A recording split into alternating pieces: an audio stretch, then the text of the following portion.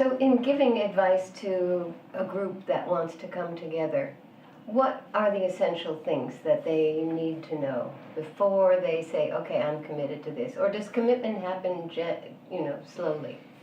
I think having patience to get the commitments together from each person in the group is a must.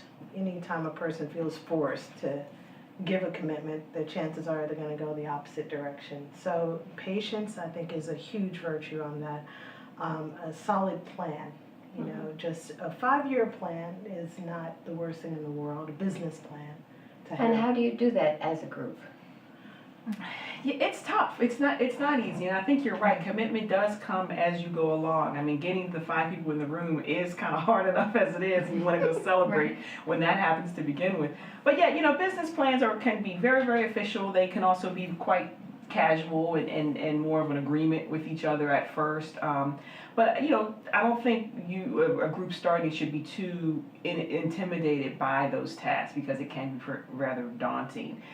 It's more about having, I think, a few small goals just to get yourself started. And what we've been saying I've been saying lately when we're around younger musicians in school, practice as much as you can. Utilize utilize the fact that you're not out in the world yet and needing to handle life as we all know it to be in a really hectic sort of way, and just be in the practice room as much as possible, and other things can tend to fall into place after that. Now, of course, we do live in a time nowadays where there's that many more groups, that much more competition of such things. So yes, having some sort of idea of where you want to be, even in 1 or 2 years. 5 years is kind of a lot if you just graduated from college, for instance. But that can be extremely helpful too. So just kind of jot things down on paper. Don't make a big deal out of it yet.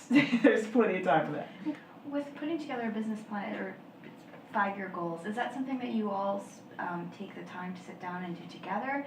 Does it happen as part of your rehearsals? I mean, how do you make that happen?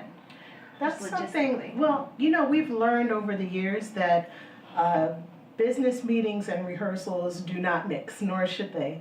So we set aside time strictly for business meetings. And as of recently, we actually decided to just sit down and create a solid, agreed upon business model for the next 5 years.